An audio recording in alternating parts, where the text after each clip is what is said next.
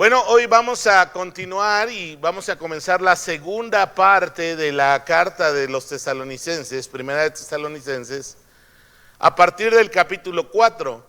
Si has leído, espero que sí, primera de Tesalonicenses, recordarás que tiene 5 capítulos. Entonces ya estamos empezando a perfilarnos hacia la recta final de esta desafiante epístola.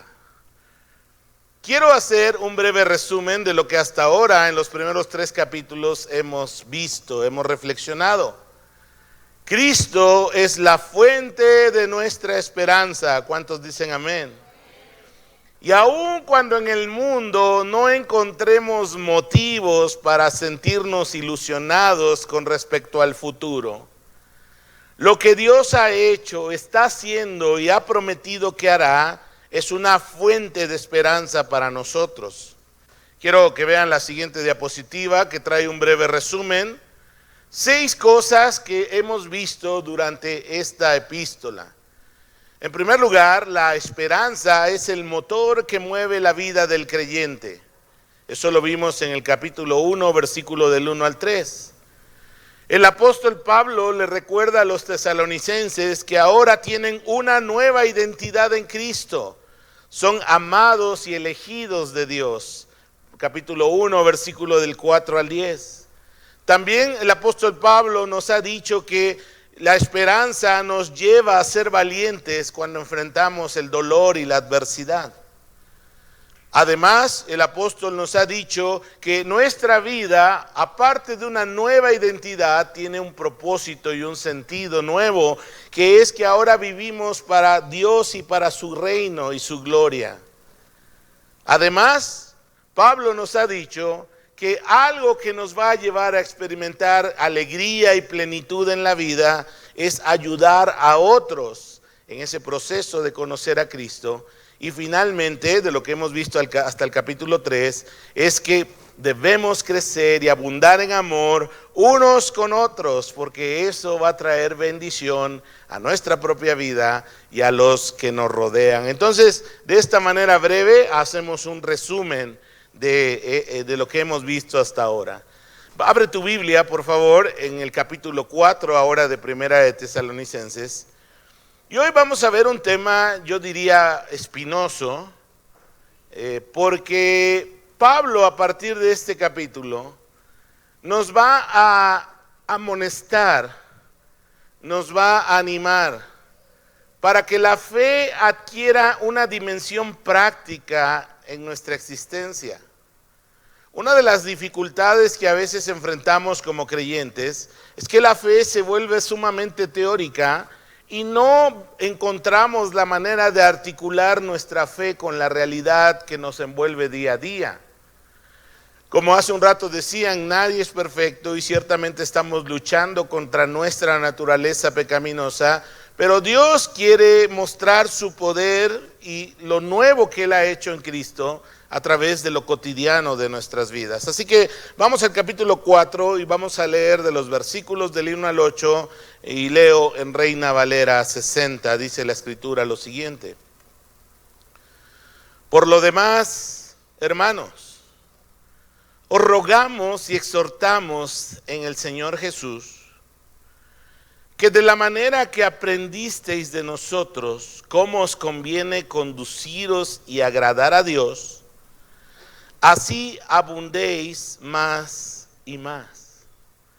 Porque ya sabéis qué instrucciones os dimos por el Señor Jesús. Pues la voluntad de Dios es vuestra santificación, que os apartéis de fornicación, que cada uno de vosotros sepa tener su propia esposa en santidad y honor, no en pasión de concupiscencia, como los gentiles que no conocen a Dios.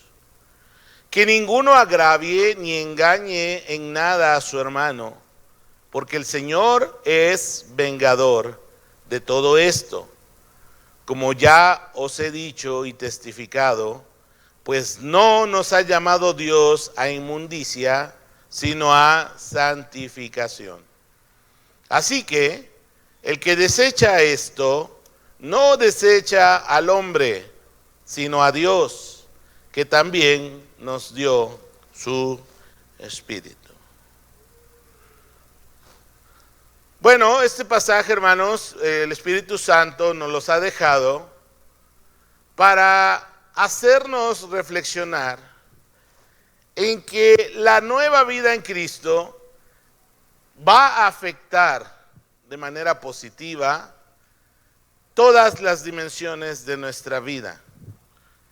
Pero Pablo en este pasaje se está enfocando en un área donde yo creo que prácticamente todos los seres humanos tenemos una lucha que tiene que ver con la sexualidad. Mira lo que dice el versículo 1: por los demás hermanos, os rogamos y exhortamos en el Señor Jesús, que de la manera que aprendisteis de nosotros cómo os conviene conduciros y agradar a Dios, así abundéis más y más. Mira, lo primero que Pablo le está diciendo a estos hermanos en Tesalónica es que ellos aprendieron del ejemplo de Pablo y de su equipo a vivir haciendo lo que agrada a Dios. Suena bonito, o sea, como que suena romántico, déjame decirlo así. Pero, hermanos, realmente es una decisión de vida que el creyente tiene que tomar. Porque mira, básicamente hay dos formas de vivir la vida. La primera es lo que hemos hecho toda la vida: agradarnos a nosotros mismos. Eso es lo que aprendemos de nuestra naturaleza egoísta, narcisista y lo que quieras ponerle. Y es la forma de vivir de la gran mayoría de los seres humanos. Yo diría que el 100%, o quizá déjeme dejar por ahí un pequeño porcentaje que no vive para sí mismo. Pero la gran mayoría de seres humanos vivimos para nosotros mismos. Y cuando no conocemos a Cristo, esa es la forma de vida. Busco lo que me hace sentir bien, lo que me conviene, lo que veo o creo que me va a ayudar o beneficiar. Incluso a veces nuestro egoísmo es tan profundo que no doy espacio para pensar absolutamente en nadie más. Ahora, lo atractivo de esa forma de vida es que pensamos que finalmente vamos a alcanzar la tan anhelada felicidad al vivir nosotros para nosotros mismos. Pero vamos a descubrir que no se alcanza la felicidad con esa forma de vida. Mira, si ser narcisista, egoísta y hedonista y todo lo que quieras agregarle ahí nos trajera la felicidad, habría demasiadas personas felices en este mundo. Porque así solemos vivir los seres humanos. Pero Dios nos muestra otro camino. Y si tú ya has conocido a Cristo, el otro camino que puedes seguir es ya no vivir para ti, sino vivir para el Señor. Mira, 3 versículos que nos hablan de eso. El primero es Gálatas 2:20, que seguramente lo recordarás. Dice la Escritura: con Cristo estoy juntamente crucificado. ¿No lo traigo? Con Cristo estoy juntamente. A ver, búscalo en tu Biblia. Entonces, Gálatas 2:20, por favor. Digo, a lo mejor se me pasó ponerlo. Ahí está, perfecto. A ver, léalo conmigo, por favor. Usted se lo sabe seguramente. ¿Qué dice la palabra? Vamos a leerlo todos de manera coral. Comenzamos. Con Cristo estoy juntamente crucificado. Y ya no vivo yo, mas vive Cristo en mí. Y lo que ahora vivo en la carne, lo vivo en la fe del Hijo de Dios, el cual me amó y se entregó a sí mismo por mí. Hermanos, desde la perspectiva de la fe cristiana, nosotros hemos sido comprados a un alto precio por nuestro Señor Jesucristo. Pablo y otros autores bíblicos nos dicen que ya no nos pertenecemos, ahora le pertenecemos al Señor. Y antes éramos esclavos del pecado y esclavos de la injusticia, mas ahora en Cristo somos siervos de la justicia en el Señor. Entonces, hermanos, muchas veces los creyentes pensamos que lo único que Cristo ha venido a hacer es perdonar mis pecados, subirme a una escalera eléctrica y sin hacer el más mínimo esfuerzo, subir al cielo. Así muchos ven la vida cristiana. Pero desde la perspectiva del Nuevo Testamento, la vida cristiana, hermanos, es vivir para Cristo. Ahora mis pensamientos, mis planes, mis intereses se empiezan a alinear con la voluntad de Dios y comienzo a buscar hacer lo que es agradable al Señor. Y ese hacer lo que es agradable a Dios comienza desde nuestros propios pensamientos. Mira lo que dice el Salmo capítulo 19, versículo 14. Dice lo siguiente, leo en la Nueva Traducción Viviente. Que las palabras de mi boca y la meditación de mi corazón, ¿cómo sean? Sean de tu agrado, oh Señor, mi roca y mi redentor. Hermanos, es muy importante que la palabra del Señor esté permeando nuestra mente, nuestro corazón, para que en nosotros el Señor comience a producir esos sentimientos, esos pensamientos, esos anhelos de hacer en nuestra cotidianidad lo que es agradable al Señor. Cuando la palabra de Dios mora en abundancia en nosotros, el Espíritu Santo la va a usar para poner en nosotros el deseo de amar a Cristo, de seguirle, de obedecerle en lo que dice su palabra, no por fuerza, no por temor al castigo, sino simplemente porque le amamos. Y en cuanto más amas al Señor, más va a estar tu corazón dispuesto para hacer lo que le agrada a Él. Mira lo que dice 2 de Timoteo capítulo 2 versículo 4. Nos habla de cómo el creyente en su día a día no se enreda en los negocios de la vida. Mira lo que dice, ninguno que milita se enreda en los negocios de la vida a fin de agradar a aquel que lo tomó por soldado. Entonces el Señor quiere que tú y yo entendamos eso. Ahora nuestra vida le pertenece a Cristo. Y nosotros en amor, en respuesta a lo que Él hizo por nosotros, decidimos comenzar a vivir ya no para nosotros mismos, sino para Él. Ahora, suena padre, pero yo creo que tiene bastante complejidad, porque es un asunto que tú decides en tu corazón. Muchos creyentes, hermanos, la verdad vivimos para nosotros mismos, no estamos viviendo para el Señor. Ahora, miren lo que dice el versículo 2. Porque ya sabéis qué instrucciones os dimos por el Señor Jesús. Pues la voluntad de Dios, ¿cuál es la voluntad de Dios para el creyente, hermanos? Versículo 3. Pues la voluntad de Dios es, a ver, léalo conmigo. La voluntad de Dios, déjala, es vuestra santificación. Ahora, quiero decirte una cosa. Para el mundo y para un corazón no regenerado, la santidad de Dios es locura. Hablar de vivir en pureza es locura,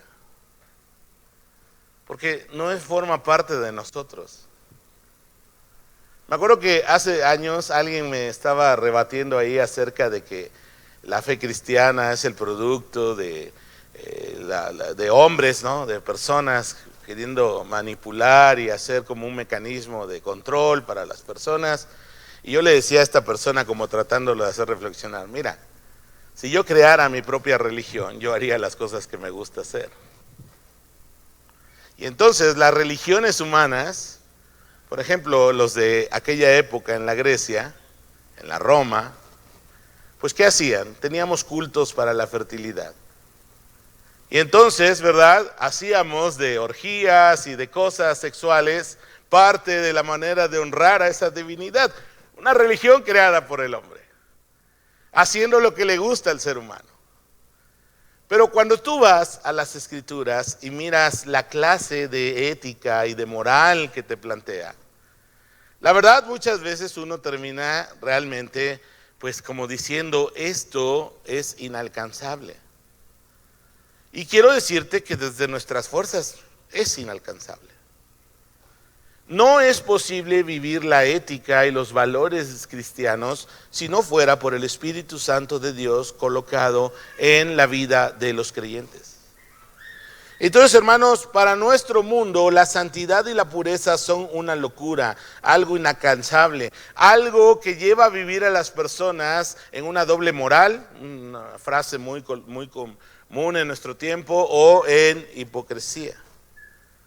Ahora, yo creo, hermanos, que la santificación es la bendición olvidada, dice Henry Holloman en un libro que así se llama, es la bendición olvidada de la iglesia de nuestro tiempo. Hemos olvidado que Dios es santo, 3 veces santo, y Él desea que los suyos puedan experimentar, disfrutar la libertad que da la santidad de Dios. Ahora, hermanos, se ha dicho, y hay verdad en eso, que en Cristo ya somos santos. Los teólogos le llaman a eso la santidad posicional. No somos santos de manera perfecta en la práctica, eso tú y yo lo sabemos. Pero en Cristo hemos sido santificados. Y hay muchas referencias en las Escrituras diciendo que el creyente ya recibió esa santidad. Sin embargo, esa santidad debe empezar a tomar una dimensión cotidiana, práctica en la vida del creyente.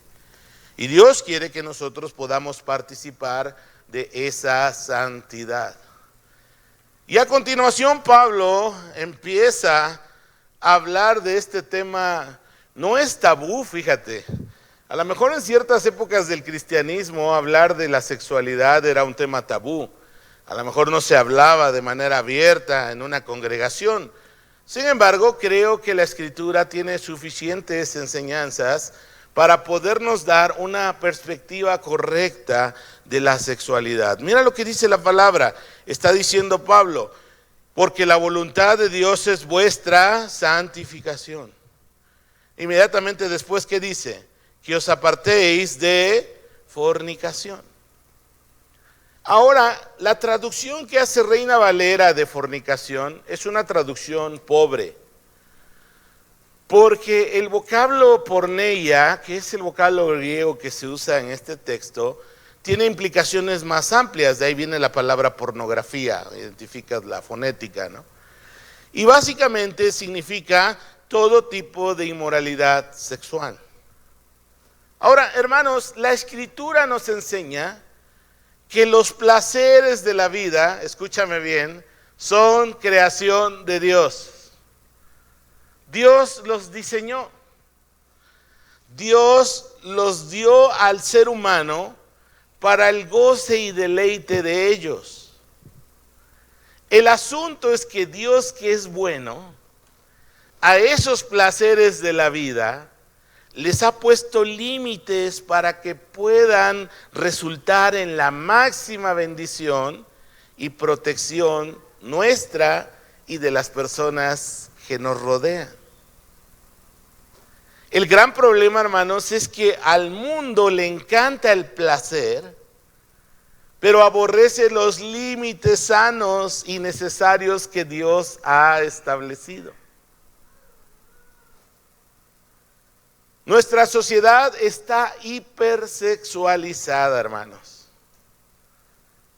A través de los medios, incluso de las políticas públicas de nuestros gobiernos, se presiona para que los niños comiencen cada vez a edades más tempranas a experimentar su sexualidad. Ahora, pensando un poquito, ¿no? Tú sabes que cuando a algo nos dicen que no, se vuelve una mayor tentación, ¿no? Pero quizá la falla está, hermanos, en que no hemos mirado en las Escrituras lo que Dios dice acerca de esos temas, o no hemos sido como tan abiertos para hablarlos en el seno de nuestra familia, con nuestros hijos.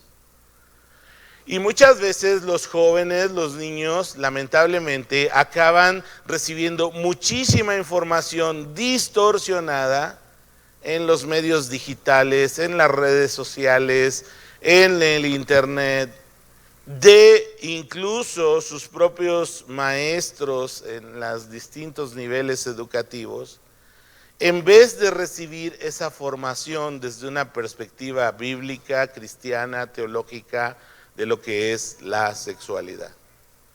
Hermanos, para ser claros, la sexualidad es algo bueno. Amén. Y Dios la diseñó. Y lo hizo hermoso todo en su tiempo, dice la Escritura. Pero le puso límites. Es cuando pierde como para el mundo el interés. Pero si tú te fijas, los límites que Dios puso son para nuestra protección, para nuestro beneficio, para que podamos estar protegidos de lo potencialmente destructivos que se pueden convertir esas situaciones. Así que Pablo les dice a los creyentes, mira, ustedes, la voluntad de Dios es que sean santos y que se aparten de inmoralidad. Y es que, hermanos, puedes poner la diapositiva, somos una generación completamente hecha para vivir esclavizados por nuestras pasiones. Somos la generación de la inmediatez.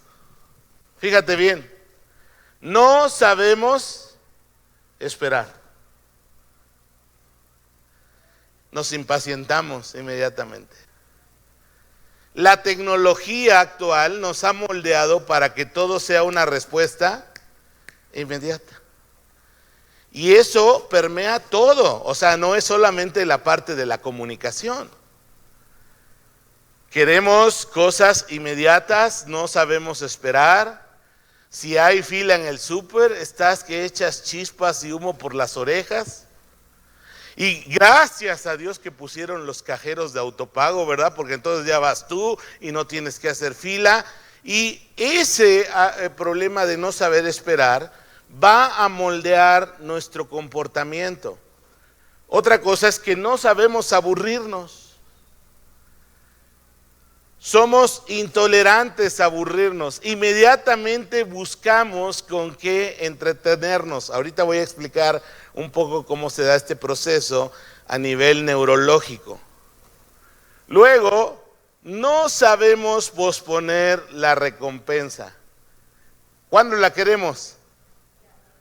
Ya. Es más, mandas un WhatsApp y no sale la palomita y ya estás nervioso. ¿Cierto o no? O sea, el sistema nos ha moldeado y somos una generación, hermanos, en ese sentido muy vulnerable. Queremos respuestas inmediatas y mira, para la gran mayoría de los de nuestra generación, solo importa lo que yo estoy sintiendo ahora. Y entonces, cuando dejamos que nuestra mente, nuestro cerebro, decida en base solo a las sensaciones que tenemos, fíjate bien, decirlo así, estamos inhibiendo, estamos minimizando nuestro sentido de racionalidad que nos advierte de los peligros y las consecuencias que podemos enfrentar. Mira, te voy a poner un ejemplo muy típico. Todos sabemos que si estamos embriagados y tomamos alguna bebida alcohólica, no debiéramos manejar. ¿Todos lo saben? Ok. ¿Y por qué tantos lo hacen? Justo tiene que ver con eso, porque lo importante es lo que están sintiendo en ese momento. Mira, está alcoholizado, a lo mejor se metió cocaína, se echó un porro de marihuana, está intoxicado, se siente Superman en ese momento. Y entonces, fíjate bien, entras como, déjame usar así esta palabra, en estado primitivo. Y entonces tu parte racional que te empieza a advertir, oye, no manejes borracho, lo sabes, lo has visto. Incluso a lo mejor ya Dios te libró de una muerte en un choque. Pero, a ver, dígame usted, porque somos humanos, ¿qué puede más, las emociones o la razón? Las emociones. Ay, pastor, es que en el corazón no se manda. Hasta tenemos como nuestros dichos de sabiduría popular que es cierto, reflejan eso. O sea, el ser humano vive esclavizado por sus pasiones. Entonces, lo primero que debemos entender desde la óptica del Evangelio es que la voluntad de Dios, ¿cuál es? Nuestra santificación. Que no vivamos esclavizados por la inmoralidad sexual. Y entonces, esto nos lleva a un segundo paso. El Señor quiere que aprendamos y desarrollemos el dominio propio. Mira lo que dice el versículo 4. Que cada uno de vosotros sepa tener su propia esposa en santidad y honor, no en pasión de concupiscencia como los gentiles que no conocen a Dios. Ahora, aquí quiero hacer una aclaración también de traducción. La palabra que Reina Valera traduce como esposa no aparece otra vez en el Nuevo Testamento. Entonces, como que su traducción es muy complicada porque no hay otros pasajes con que compararla en el Nuevo Testamento. Y otros traductores, si miras NTV, luego lo puedes checar en casa, van a hablar no de una esposa, sino más bien del cuerpo propio, que en lo personal yo creo que es la traducción más correcta. Déjame parafrasearlo así, lo que está diciendo la palabra. Que cada uno de ustedes sepa tener su propio cuerpo. Y como que adquiere más sentido. Su propio cuerpo en santidad y honor. No en pasión de concupiscencia. ¿La concupiscencia qué es? Esas pasiones fuera de control. Ahora, hermanos, todos tenemos pasiones, ¿cierto o no? Todos. Y no solo la pasión sexual, o sea, tenemos muchas pasiones. Y Dios quiere que no seamos esclavos de ninguna de ellas. Dios nos ha dado su espíritu y un fruto de su espíritu es el dominio propio para que podamos tener victoria frente a nuestras pasiones. ¿Puedes ponerme la siguiente, por favor? Mira, quiero que veas este diagrama porque creo que vas a entender por qué cuesta tanto salir de ciertos hábitos. Mira, la gran mayoría de adicciones, bueno, más bien todas las adicciones tienen este patrón. Comienzan con una sensación de vacío en la persona. Algo les falta. Emocional, psicológicamente, en su proyecto de vida, se sienten sin propósito, sin esperanza para la vida. Y entonces el ser humano entra en un deseo de aliviar ese vacío.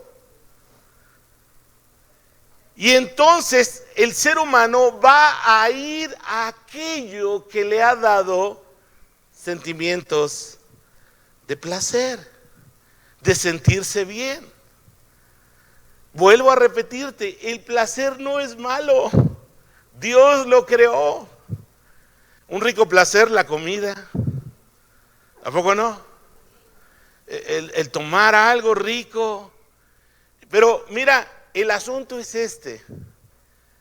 Dios diseñó nuestro cuerpo, nuestro sistema nervioso, para que podamos disfrutar de esos momentos placenteros. Cuando nuestro cuerpo, nuestra persona siente que está teniendo un momento placentero con unos amigos, en una fiesta, comiendo algo especial, el cuerpo va a generar un neurotransmisor, una sustancia que se llama dopamina. Y esa, en términos coloquiales, dicen que es la hormona de sentirse placentero, de sentirse feliz. Y Dios así lo diseñó. Ahora, el asunto es cuando nosotros pensamos en algo que nos hace sentir bien, nuestro cuerpo comienza a generar dopamina. Y cuando nosotros finalmente estamos participando de aquello que nos da placer, llega a su punto máximo la dopamina y luego tiene un descenso que va a provocar en nosotros nuevamente una sensación de vacío. Observen el ciclo ahí en el diagrama.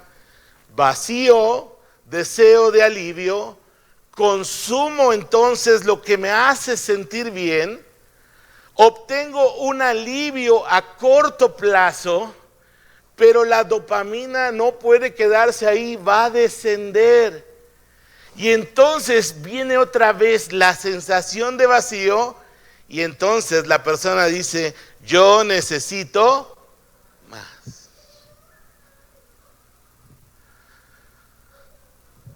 Y así funcionan las adicciones, hermanos. Así funciona la comida, así funcionan las drogas, el alcohol, así funciona la pornografía. Y te tengo unas noticias, así funcionan las adicciones digitales. Las redes sociales, hermanos, el chiste es que generan adicción. Y entonces, cuando tú estás preocupado, cuando te sientes vacío, cuando estás esperando en una fila, cuando estás en un consultorio esperando a que te reciba el doctor, ¿a dónde corren las personas? Al celular. Porque eso nos desaburre. Y las redes, los dispositivos digitales, hermanos, tienen esa capacidad de generar dopamina. Y entonces nos volvemos adictos a nuestras sensaciones, a nuestros sentimientos.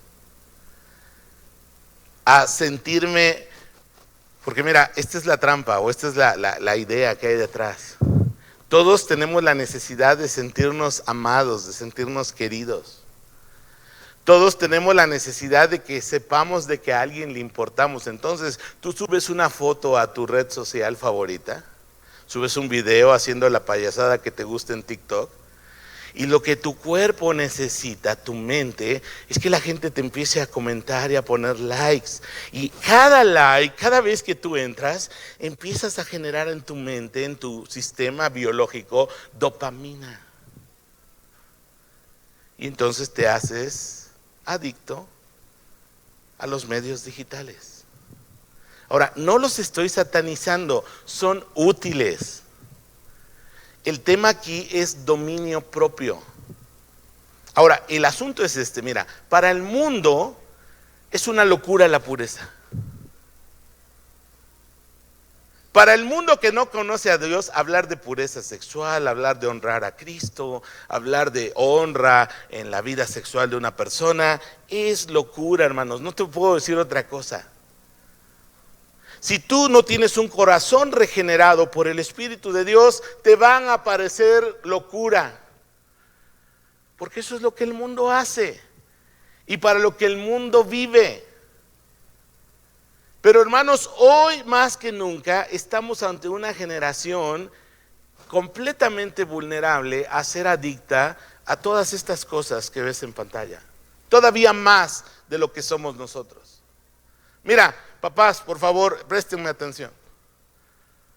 Cada vez que tú le prestas un dispositivo móvil a tu niño, niña pequeña, se estimula parte de su mente con los colores, los movimientos. ¿Y qué genera? ¿Se aprendió el nombre de la hormona? Dopamina. Y entonces cuando el chamaco está berrinchudo, ¿con qué lo calmamos? ¿Se ha dado cuenta que hace ese efecto de calmarlos? ¿Y por qué crees? Porque están generando dopamina. El problema, hermanos, es que el cuerpo cada vez quiere más y más. Si no entra en acción lo que la Escritura llama el dominio propio. Por eso Pablo, hermanos, aquí es donde entonces, fíjate bien, ahora, todos los seres humanos pasamos por ese proceso. Vacío, alivio, deseo de alivio, consumo de lo que nos hace sentir bien, alivio a corto plazo, nuevamente sensación de vacío y el deseo de querer más. Justo, hermanos, es aquí donde va a marcar la diferencia: la fe, la esperanza y el amor. Cuando tú como persona tienes una identidad, una nueva identidad en Cristo, cuando tú tienes un nuevo sentido y propósito para tu vida, eso te va a permitir no caer en este ciclo una y otra vez. Mira, cuando estás caminando con Cristo, esa es mi experiencia y estoy seguro que es la tuya. Cuando estás caminando con Cristo, cuando estás buscando al Señor, cuando estás dedicando tiempo a la palabra, tiempo a la oración, te sientes más fuerte ante las tentaciones que te ponen tus pasiones. ¿O solo yo he experimentado eso? Pero cuando descuido mi caminar con Cristo, dejo de leer la palabra, dejo de estar orando, dejo de congregarme, hermanos, parecemos cochinitos en el chiquero.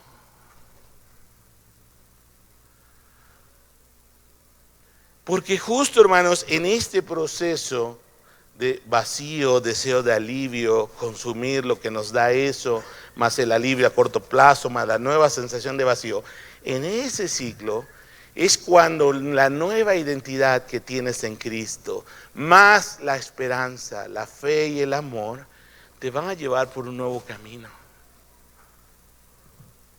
Porque vivo para algo más grande que lo que siento hoy. Porque mi Señor me compró a precio de sangre para una vida mucho mejor de lo que yo ya probé. Porque la vida egoísta, hermanos, hedonista, centrada en nosotros mismos, ya la vivimos, la probamos, ahí vivíamos y descubrimos que no llena, no da propósito, no da sentido para la existencia. Cuando las personas tienen sentido y propósito y descubren una nueva identidad ahora en Cristo, van a estar mucho más fuertes, mucho más capacitadas para el dominio propio. Incluso el mundo, hermanos, valora el postergar la recompensa. Alguna vez les he platicado un estudio de psicología que hizo alguien en la década de los 70s, postergando la recompensa de unos niños que los ponían en un cuarto y les ponían un dulce, un malvavisco. Y el experimento que hizo este psicólogo, ahorita no me acuerdo su nombre, consistía en esto. Le decían al niño: mira, si tú no te comes este bombón en lo que yo voy y vengo, te voy a dar 2. Y entonces muchos niños no soportaban y se lo comían. Y tenían satisfacción inmediata. Pero algunos otros, por distintos factores, aguantaban y postergaban la recompensa y entonces no recibían un bombón. ¿Cuántos recibían? 2.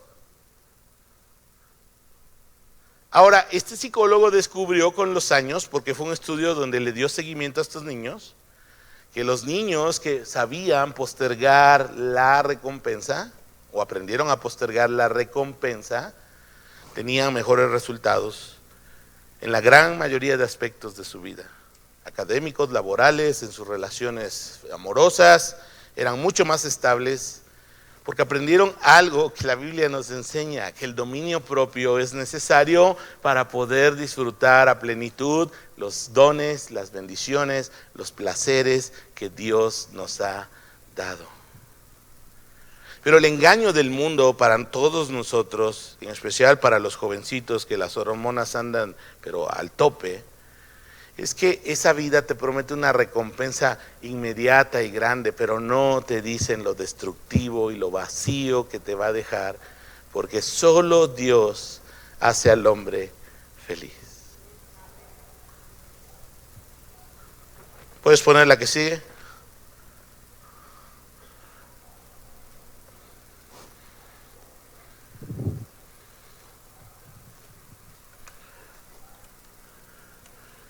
Quiero concluir la parte anterior diciéndote o recordándote lo siguiente. El dominio propio es un fruto del Espíritu Santo. Tiene una parte humana, yo creo, pero es dado por el Espíritu de Dios. Número 3. Dios es vengador de todo abuso sexual, hermanos. Versículo 6, por favor, ahí en 1 Tesalonicenses 4. Que ninguno agravie, esa palabra significa que te estén poniendo el pie sobre el cuello, que ninguno agravie ni engañe en nada a su hermano.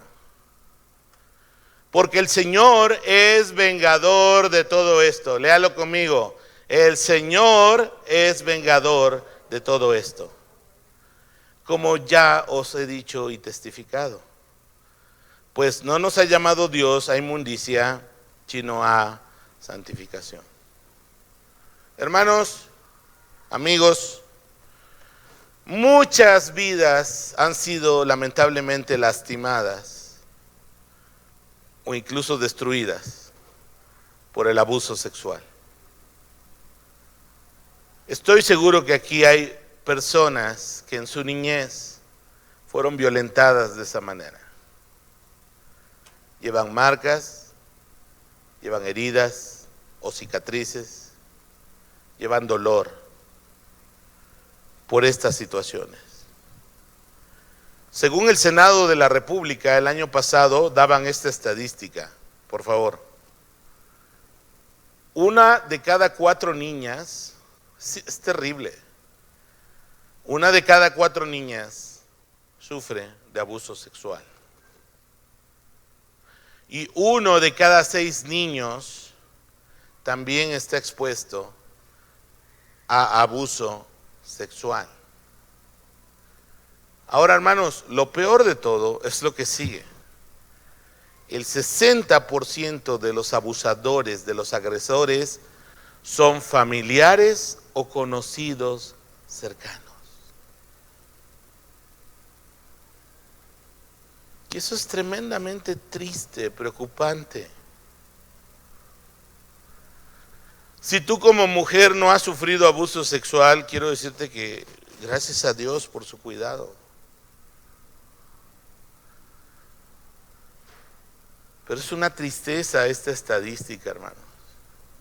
O sea, no le puedes confiar a tu chiquito o a tu chiquita, al tío o a la tía, porque lamentablemente es en ese contexto que se da esas situaciones de abuso. Tristemente. No quiero que caigas en la paranoia, ¿verdad? De mirar a todos como con ojos de desconfianza, pero que el Señor te dé juicio con quienes sí dejar tus hijos y con quienes no. Ahora, qué terribles, qué horribles han sido los escándalos de la iglesia tradicional en cuanto a abuso sexual, pero lamentablemente la iglesia evangélica tampoco se salva de eso. Pastores, gente que trabaja con niños. Hermanos, Mucho ojo.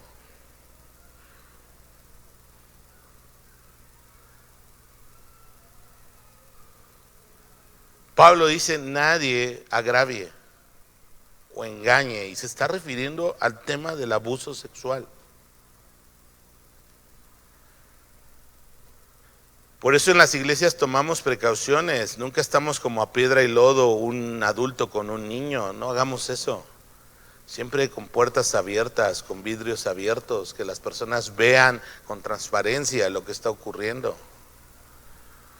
Muchas iglesias ponen videocámaras, sistemas de vigilancia, no tanto por los robos, sino para poder detectar este tipo de situaciones.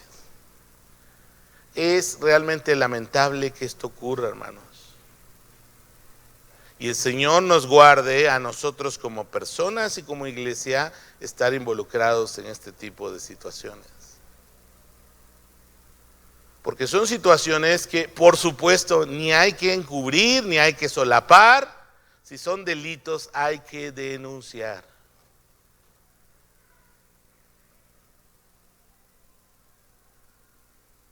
Ahora, no seamos ligeros con nuestras acusaciones. Hace tiempo una mujer me dijo, no, es que un hermano abusó de mi hija. Y yo le dije, ¿eso es verdad como me lo estás diciendo? La chica había salido embarazada. Y le dije, porque si es verdad, yo te acompaño a que pongamos la denuncia. No, es que no quiero problemas, dijo la mujer. Entonces le dije, estás equivocada. Si realmente hay un escenario de abuso sexual, justo es por la falta de denuncias que los abusadores, los acosadores siguen haciendo lo mismo. Ninguna mujer, ninguna niña, ningún niño debiera ser violentado sexualmente, ni en su hogar, ni en la iglesia. Hay leyes humanas para castigar esto. Pero lo que sigue es todavía más duro. Mira lo que dice la palabra. ¿Quién es el vengador de todo esto? Dios.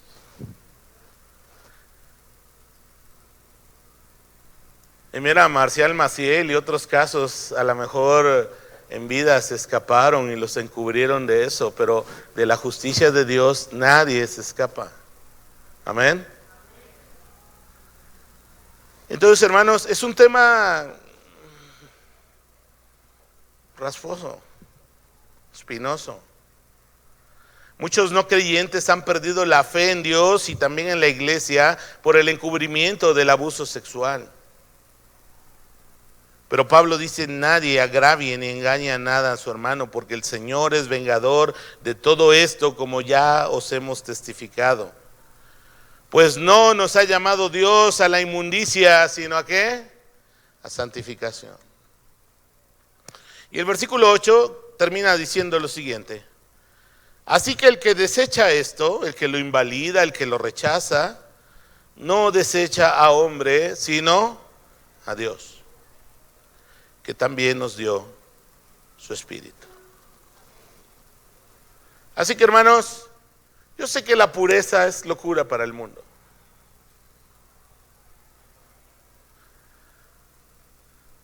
Pero si tú has visto al Señor, ahí está la clave. Que tú hayas visto al Señor a través de los ojos de la fe. Y no estoy diciendo que hayas tenido una experiencia extática donde viste a Jesús. No, si el Espíritu Santo ha tocado tu corazón, si tú has nacido de nuevo, Él va a poner en tu corazón el deseo de experimentar y disfrutar la pureza y la santidad de Dios. Voy a volver a usar para terminar este ejemplo que usó Carlos Spurgeon.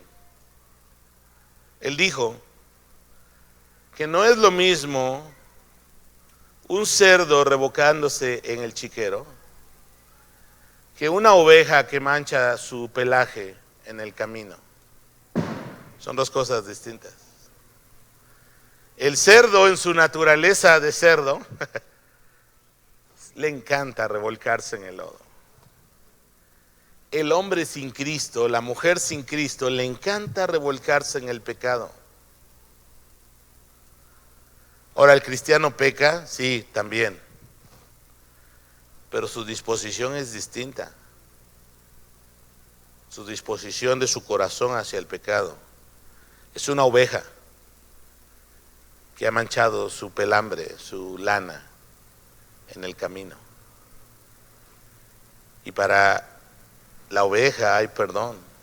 También para el cerdo, pero tiene que convertirse. Ese es el punto. Tiene que creer en el Señor y ser oveja del Señor. Vamos a terminar con una oración.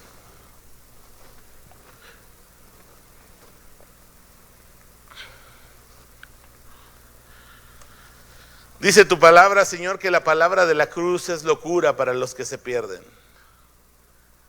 Pero para nosotros los que creemos es don, es poder de Dios para salvación. Y Señor, para la mente no creyente, para la mente no renovada, hablar de pureza, hablar de santidad es como una estupidez, es una locura. Porque no lo entienden. No hay esos anhelos en su corazón. Pero Señor, cuando uno ha nacido de nuevo, a pesar de que luchamos contra nuestras pasiones y nuestros pecados, Señor, sabemos que hay un anhelo ahí en el fondo, en nuestro corazón, de amarte, de seguirte, de participar de tu santidad, de anhelar la pureza que hay en Cristo Jesús. Señor, límpianos, purifícanos, ayúdanos a encontrar si estamos esclavizados por cualquier tipo de adicción, ayúdanos a encontrar dónde está el vacío emocional, el vacío mental que nos lleva recurrentemente a ir a aquello que nos da un poco de alivio, pero que no llena, que no trae plenitud de vida.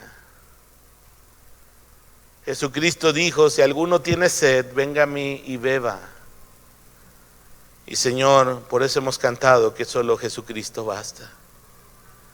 Somos imperfectos, Señor, eso lo sé. Y todos lo reconocemos, Padre. Pero te damos gracias por la provisión que has hecho en tu gracia, de confesar nuestros pecados y ser perdonados por Cristo Jesús y por su sangre. Señor, ayúdanos a vivir inspirados para vivir en pureza y anhelar tu santidad. En el nombre de Jesús. Amén.